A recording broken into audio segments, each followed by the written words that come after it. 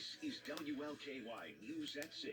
Good evening, I'm Vicki George. Severe weather turned deadly as powerful storms swept through the viewing area just about 24 hours ago. A Valley Station man died when a tree fell on him. According to the Jefferson County coroner, 30-year-old Billy Corum was walking his dog near his house on Woodchat Way. High winds brought the tree down on them. A friend who lives across the street witnessed the scene. All we were told was he was unconscious and he was bleeding from his nose. We didn't get told that he was dead.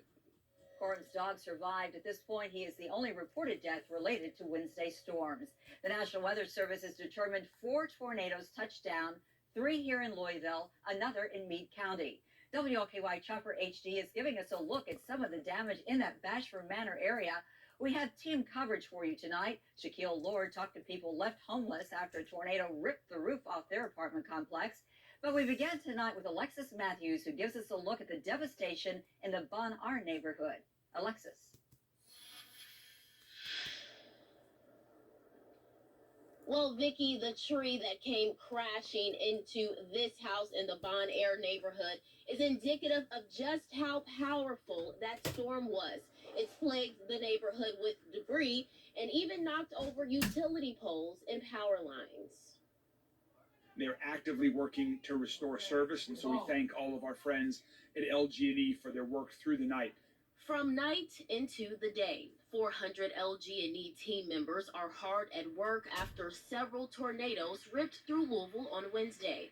Widespread outages were reported, with South Louisville being one of the most impacted areas. We've got about 8 poles that are down, sagging wire, so this will be one of the longer restoration areas for the teams. This was yet another instance of severe weather in Jefferson County that unfortunately took the life of a 30-year-old man. It's incredibly painful when there is injury and, even worse, a loss of life, as we experienced last evening. And so this is one of the most important functions of Metro government and our social service agencies, is to help those who are in need.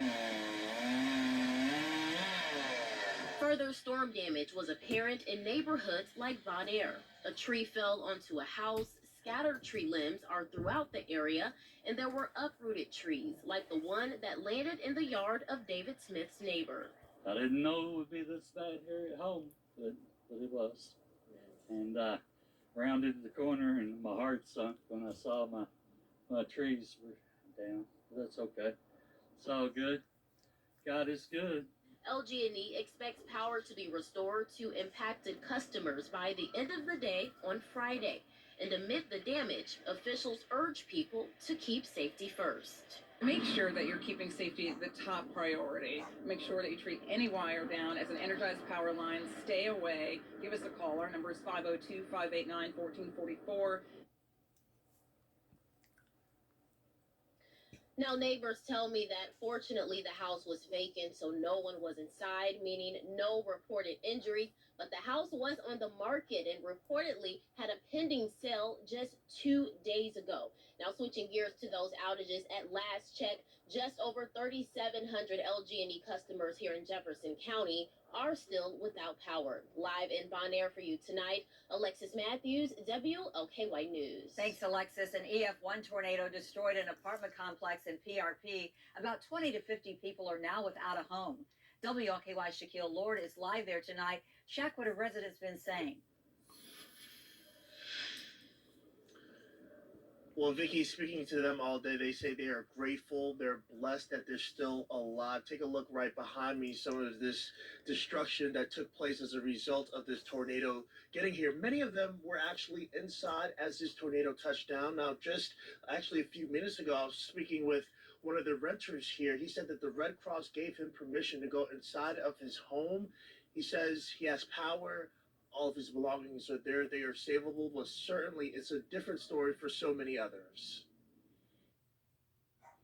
Wednesday's confirmed EF1 tornado only lasted a few minutes in PRP, but for those living inside the Oaks at St. Andrew's apartment complex, it felt much longer. And it was like a train, you know how you feel a train? And that was it. It woke me up out of my sleep. The door was like trying to come off, and I got my 2 babies in there, so I took the door and was holding the door. Denise Allen had her 3- and 6-year-old children with her, and her oldest daughter, Mia, on the phone, who tried to keep everyone calm. She just was just hysterically crying and just shooken up because it's real scary, I guess. And then, it's a lot of trees and stuff over here. And she looked out the window. She couldn't even get out. So she's just in full-blown panic. On Thursday morning, they saw the destruction left behind, which stretched about half a mile through PRP. That's according to the National Weather Service. Video from WLKY Chopper HD shows the entire roof ripped off from one of the buildings, scattering debris everywhere. But remarkably, officials say no one died in this area as a result of the destruction. The older guy right here got blown away. They took him to the hospital. It was wild, scary, sad. But as far as the damage inside and what can be saved, officials say it's not safe for residents to go back in and check right now. There is a lot of debris where you can get injured. Meantime, Alan is going to stay with family. Her neighbor Kendra Dixon is going to a hotel, but both have the same concerns. What happens to them long term? Once again, where are we going to go after this week is up? They told me, I don't know. So where they'll leave us to go to work and come home to feel okay, to get up to go to work the next day.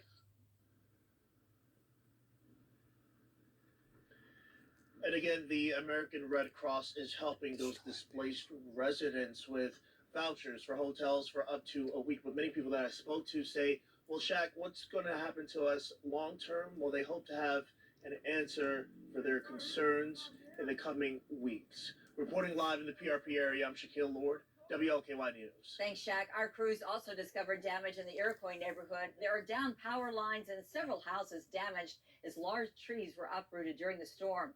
One house near New Cut Road was destroyed. Neighbors were quick to offer assistance to the young homeowner. He was coming back from work, and when he saw it, he was devastated. I told him, I said, it's going to be all right. I said, things like this happen, and you got a good job. You're young. We can get through this. He has insurance, and they'll take care of it. We'll get it set back up. But I offered him help. Luckily, no one was hurt. According to the National Weather Service, this damage was caused by straight-line winds of up to 80 miles an hour. Tree removal businesses were quite busy today, clearing storm debris. 2 large trees came crashing down onto Audubon Parkway. That's not far from Papa Level Road as Wednesday's storm moved through. The entire road was blocked. Crews hope to have it cleared later tonight. And the National Weather Service reports an EF1 tornado touched down last night in Meade County. WLKY Chopper HD flew over a neighborhood off the Joe Prather Highway south of Brandenburg. You can see trees down, a barn damaged, and a house with damaged roof on Powell Lane. And just across the highway on Cedar Line Lane, an entire row of trees were blown down. The storm damage is not limited to Kentucky. Crews from the National Weather Service are still surveying if a tornado hit Corden, Indiana. Trees were twisted and uprooted and knocked over along State Route 337 and Todd's Lane, and there was one knocked over on a house. And just down the road, a roof was ripped off a multi-purpose building. Residents in the area say it felt and sounded like a tornado. We had a lot of rain, and then all of a sudden it started turning real misty looking, and then the wind was swirling, then it stopped, and then all of a sudden the tree went. The National Weather Service will continue to assess damage in the area over the next few days. Our weather team has been live on the air, keeping your family safe as the storms rolled through. Meteorologist Daniel Johnson is in the Weather Center with a look at how it all unfolded. Daniel, much quieter tonight. Oh yeah, a big difference in just 24 hours, and temperatures have dropped about 40 degrees, so it's much cooler out there, but we are going to review those 4 confirmed tornadoes across the region into a little more detail for you. So we had that one in the Newburgh area, Jefferson County, EF1 tornado, winds of 90 miles per hour. That was right around Bishop's Lane, large trees uprooted, some roof damage being reported as well. We had the second one in Jefferson County, that's an EF1, 95 mile per hour winds. This was near Watterson Park. Large trees uprooted, roof damage reported there. And then Pleasure Ridge Park, one of the strongest tornadoes reported, an EF1, close to EF2, winds of 110 miles per hour. It downed trees, and of course, that's the one where the apartment complex roof was totally blown off. And then we had our 4th one confirmed so far, Brandenburg Station area in Meade County. This was also close to EF2 status, 110 miles per hour. And this was right around Cedar Line Court, significant tree damage and some home damage reported there as well. We also mentioned the survey we're going to be doing tomorrow in Harrison County around the Corydon area. That is likely a tornado, but the National Weather Service will get more information on that as they head out there tomorrow. Right now, though, just overcast and cool with a temperature of 52 degrees. They're also going to Crawford County tomorrow. I wanted to mention that to survey some damage there. But right now, just cloudy. Look at the rain showers, mainly south and east of the metro. Can't rule out an isolated shower this evening, but overall we are dry for the next 7 days at least. Can you believe that? I'll show you the nice 7-day forecast in just a couple of minutes. Vicki.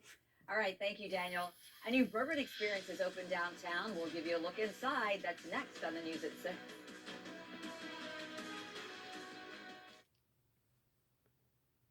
No te pierdas la gran fiesta de los Latin American Music Awards. Pulgul Gatañón. Chiquis. Right now, this is WLKY News at 6. New tonight at 6, a Louisville man answers to charges for killing a co-worker at a Bullitt County warehouse. Corey Rowland was arraigned this morning in Bullitt Circuit Court. Police say the 28-year-old opened fire in the parking lot of Gordon Food Services in Shepherdsville. Charles Puckett Jr. was killed. Another co-worker was injured. The judge set a September trial date. Rowland will be back in court in July. A Louisville man is behind bars tonight for a shooting just blocks from Churchill Downs. Devontae Tinsley pleaded not guilty in court this morning to assault and tampering with evidence. The man was injured in a shooting Tuesday afternoon at Colorado and Earl Avenues. Police say Tinsley also showed up at the hospital after accidentally shooting himself in the neighborhood in his arm. Now he's being held on a $75,000 bond. A Southern Indiana man was convicted of killing and dismembering his girlfriend and is asking an Indiana Supreme Court to overturn his sentence. The justices heard arguments this morning in Joseph Oberhansley's appeal. He was sentenced to life without parole in the 2014 death of Tammy Jo Blanton. His attorney argued the trial court made mistakes during the penalty phase and that he should have been sentenced to a set number of years. The justices did not indicate when they would rule on the appeal. TARC is working to put more environmentally friendly buses on the road. This morning, Lieutenant Governor Jacqueline Coleman presented the agency with a check for nearly $1.75 million. The grant comes from a federal program. TARC will use it to replace 2 diesel buses with fully electric ones. It's projected to save 22,000 gallons of fuel along with $100,000 in maintenance costs. Over the lifetime of these 2 zero-emission buses, TARC will remove 4.28 million pounds of greenhouse gas emissions that would otherwise be polluting our air. That amount of air would weigh as much as 160 TARC buses, or the equivalent of taking 400 cars off the road. That's a lot of cleaner air, which means healthier families and a healthier fiscal situation for Louisville taxpayers. TARC has set a goal to have a zero-emission fleet within 20 years. City road crews want to make sure your drive to work, school, or anyone else is very smooth. Mayor Greenberg joined Metro Public Works crews today to celebrate the start of Pothole Blitz season. 9 teams will be out each day making repairs. They've already filled more than 17,000 potholes this year. You can report potholes on the city's website or by calling 311, or you can post a picture of it on Twitter along with the address and hashtag 502 pothole. Castle and Key 502 celebrated its grand opening in the Omni downtown today. Representatives from the distillery in Frankfurt were there. The new store offers tastings, specialty cocktails, and original favorites like their Roots of Ruin Gin and small batch bourbon. Co-founder Will Arvin is thrilled to bring an immersed distillery experience to downtown. To be here, if we had our pick to be anywhere else other than Millville, this would be the place here in Louisville with all the other iconic bourbon brands that are here, and to be part of that group in this city and the vibrancy of all that's going on in downtown Louisville is really exciting. Castle and Key 502 is the Falls City Market inside the Omni. Runners will receive a special honor for crossing the finish line at the GE Appliance Mini Marathon and Marathon. The shipment of 10,000 finisher medals arrived this morning. We were there as Derby Festival organizers were unpacking them. The medals have evolved over the years. This year's marathon and relay medals feature the distance of 26.2 miles, while the Mini Marathon medal celebrates the race's 50th anniversary. We had our medal series for the last couple of years that had the bourbon barrel. We've had the bridges over the river. We had in 2020 we had Muhammad Ali in the Ali Center on our medals, and We had the Louisville Slugger bat before that. So we had a kind of series going, knowing leading up to this 50th and knowing that we were going to do something unique. There are still spots to sign up if you want to run, or you can watch live coverage right here on WLKY. The marathon and mini are Saturday, April 29th. Now, your WLKY weather with meteorologist Daniel Johnson. 4 confirmed tornadoes so far, 3 in Jefferson County, all EF1 tornadoes with winds between 90 and 110 miles per hour. And we had 1 EF1 tornado in Meade County. That was winds of 110 miles per hour. So 4 so far, but we could have more. There's 1 in Harrison County that they're going to survey tomorrow, and also Crawford County. So we could be adding 1, maybe 2 or so tornadoes to this list. So it was a dangerous and scary afternoon and evening yesterday. This was the type of pattern where these tornadoes just dropped from the clouds quickly and came right back up just as quickly. All of the tornadoes that dropped from the clouds yesterday weren't even a mile. They weren't even on the ground for a mile. So they weren't on the ground too long, but they did a lot of damage and moved in quickly. Right now, though, a big difference compared to yesterday. Lots of clouds, much cooler. It's 52 degrees right now with a light wind. Today's official high, 59 degrees, but that was at midnight. During the day today, we were in the 40s and 50s. 47 was the low, and we had a trace of rain. And you can tell where it's raining at this hour, south and east of the metro. That's where it's much cooler right now. Lebanon is 41 degrees right now. Wow. Shepherdsville, 46. Shelbyville, 46. But we're in the 50s across southern Indiana and here in Louisville, and that's because we're not dealing with the rain at this hour. Winds are light, but they're out of the north, and that's dragging down the cooler air. High pressure trying to build in, but it's going to take its time getting in here. It has a lot of clouds to fight. And notice all the clouds down across the deep south, lifting up to the north and east. Cold front draped across the mid-Atlantic. Areas around D.C., Baltimore, dealing with severe weather like we dealt with yesterday. Hopefully no tornadoes out that way. For us, though, we're much cooler with a lot of cloud cover. You can see a little bit of rain on Doppler radar to the south and east of Louisville. Frankfort seeing some showers. If you're driving from Frankfort to Lexington, we're dealing with some brief moderate rain at times. E-Town had a few showers earlier. Now just cloudy with a few sprinkles. 42 degrees, the forecast low tonight. We should stay mostly dry, just very cloudy overnight tonight. Tomorrow, we're going to see temperatures warm up a little bit. We're going to go with right around 60. Partly to mostly cloudy sky, but I want to emphasize mostly cloudy. That's what it's going to be for the most part heading into your Friday. It won't be until Saturday when we finally get in on a good amount of sunshine, and I'm looking forward to that. Futurecast tells the story. Notice the rain south and east of Louisville and south and east of southern Indiana. So we're staying dry for the most part tonight, with the exception of southeastern communities, but they're quick movers. It's not going to rain all night. By 8 in the morning, still pretty cloudy across the area. But if you live north and west of the metro, you have the best chance at seeing a little bit of sunshine on Friday, while Louisville south and east will hold on to the cloud cover for a good chunk of the day. And then finally, Friday night, the clouds begin to push out. We might wake up to some clouds Saturday morning, but by Saturday afternoon, we should be mostly sunny. There's that 7-day forecast. Looking ahead to Easter, just a few days away. Easter Sunday looks great, lots of sunshine, so if you have any plans with family, really nice weather, up to 70 by the afternoon, well into the 70s through the week, 80 on Thursday, and it could get warmer than that by Friday and Saturday of next week. So this is a nice pattern. It's been a while since we've had a nice stretch like this. We will enjoy it. Yes, enjoy. Thanks, Daniel. Racing Louisville has stars from all across the globe and making history while doing it. We'll take a look at its international roster and how it's coming together. That's next in sports. Here are your lottery jackpots. Tomorrow's Mega Millions is worth $414 million. No one won last night's Powerball, so Saturday's jackpot is now up to $186 million.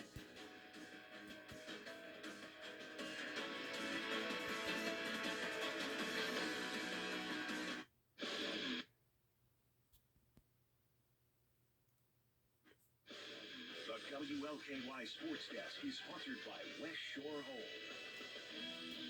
Hello again, everybody. The next match for the Racing Louisville Football Club is a week from Saturday at Angel City FC. There are a lot of new faces on racing. When the club took the pitch for the first time this season, history was made in the National Women's Soccer League. WLKY's Dominic Gates has more. Dumela, lebitso la ka ke Thembi Kgatlana. Racing Louisville is the epitome of diversity.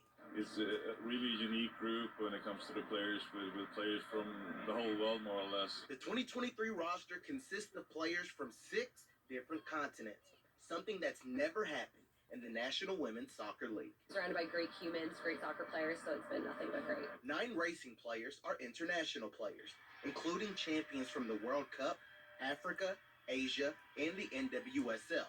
Despite being from different parts of the country, there's one thing that connects them. Football is part of our lives, and we do it with open hearts. And we're more like a team here. We're also like sisters, and we appreciate each other and respect each other so much. The team has also spent time learning about each other. I always try to learn something new every day. So I'll talk to Ari, learn a little Brazilian. I'll talk to Tembi and learn a little South African. She's taught me that there's actually many languages in South Africa. So just trying to learn good morning, how are you, stuff like that. Bom dia, I can do that. That's for Ari. That's good morning. As Racing Lube continues to mesh its melting pot, the belief is more chemistry eventually translates to wins soon. When you put that kind of pieces together, it maybe takes a little bit longer of time before they get to know each other. But when they do that, I think it creates something really unique and special. I'm Dominique Yates, WLKY Sports. Thank you, Dom. The exodus for U of L basketball continues. The latest to go is Elle Ellis, headed to the transfer portal, while also testing the NBA draft after carrying the load last winter and a 4-win season under first-year head coach Kenny Payne. It was an honorable mention All-ACC selection, pretty much led the Cards in almost any meaningful category. Meantime, Crislin Carr is headed for the WNBA draft. The U of L women's basketball graduate transfer was on second team in scoring last winter, including 11 points in the Elite Eight loss to Iowa. Started 30 of 38 games for head coach Jeff Walls. And the first of golf's 4 annual majors has begun. The first one of the Masters, a three-way tie atop the leaderboard. Victor Howland, John Rahm, and Brooks Koepka all 7 under par. Koepka and Cameron Young are Koepka's now tied for the lead at -7.